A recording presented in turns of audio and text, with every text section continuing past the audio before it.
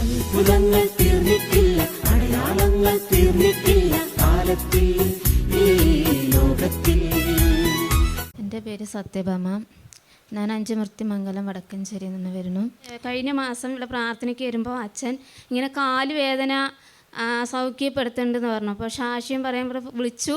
അപ്പോൾ എനിക്ക് മനസ്സിലായി എൻ്റെ കാല് തന്നെയാണെന്ന്. പിന്നെ അച്ഛൻ തലയെ കൈവച്ച് പ്രാർത്ഥിച്ച് പറഞ്ഞു, ഇങ്ങനെ ഒരു കാലുവേദന ഉണ്ടായിരുന്നില്ലേ, അത് മാറിയിട്ടുണ്ടല്ലോ, സാക്ഷ്യം പറയണം എന്ന് പറഞ്ഞു.